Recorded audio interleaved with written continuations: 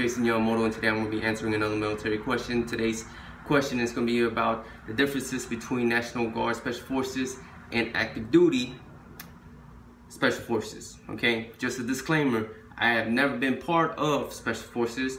I have never participated in their leadership school or being part of their regiment. With that being said, I have been trained by Special Forces when it came down to marksmanship, pre-deployment, and other training that we won't be able to discuss about ever on camera. Okay, so with that being said, let's get into the question of today. So I have a few friends in the National Guard who are Special Forces, really cool guys, but they were part at one time part of active duty Special Forces, and now they participate in the National Guard Special Forces. And the main reason why they prefer the National Guard Special Forces rather than active duty is because it actually gives them some time. It gives them some break from participating in all these missions worldwide. They have to train consistently, and on top of that, leave home about 80 to 90 to almost 100% of the time. These guys are the most elite, but at the same time, they are the most solitary person in the world. Okay, so anyways, with the Special Forces regimen, when it comes to National Guard and active duty, just like the National Guard, these guys are part-timers. When they get called on the mission, they have to go up and participate in a mission. Can they pass that off to another person? Yeah, if the other person qualifies for that particular mission, if that person is willing to take on the mission, etc., they can do that. But if it is required for that certain National Guard Special Forces soldier to participate in that mission, they have to go regardless of what they feel or think, because that's what they're getting paid to do. That is their title. They have to go up and leave and perform that mission.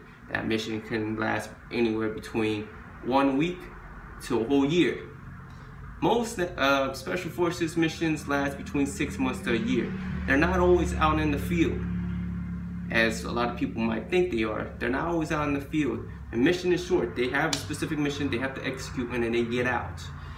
They leave all the big missions to, I don't want the big missions, but like the long haul missions to the regular army. Soldiers like me, okay? So we're out there for a whole year. Special Forces, they get in, they get out, right? They find whatever they need to find, and then they do what they need to do, and then they just get back out, and then they come back in when they feel like it. I won't say feel like it, but when another mission arises, right? So with that being said, their training is quite similar, National Guard and active duty. The difference is with active duty, they're always out and about. They never really get time to come back home. This is why most guys who are in Special Forces, active duty, are single. And when they get old, because you only can do so much as a Special Forces elite, when they get old, their body starts to go downhill. They'll say, you know what, I think I need to go to the National Guard because I need a break. I really do. And most of my friends who belong to Special Forces, they belong to the National Guard. They said it is really demanding out of you. It was a good run for the first year or the second contract, right? You know, because they get a really good bonus and get really good funding for their organization. But over time, it's really stressful on the mind and on the body, because you have to literally give all of you, your whole body, your mind, body, and soul to Uncle Sam. With you being in the National Guard as Special Forces, at least you'll get a little break. At least you'll get some more time with the family. Let's say you want to start a family, or you want a little bit of freedom, right? To be a partial civilian, you can. But being an active duty Special Forces, most of the time, almost 100% of the time, they'll keep you busy and they'll keep you deployed, right? You're always out to different countries. I don't know which countries, but they're always moving. They're always moving. They're never home. In most cases, they can never start a family until they get out of the Army. So those are the two big differences from National Guard, active duty, Special Forces. Okay, their training is almost similar. The difference is one is part-time and one is full-time. And most of the time, when you're full-time, you want to go downgrade to part-time.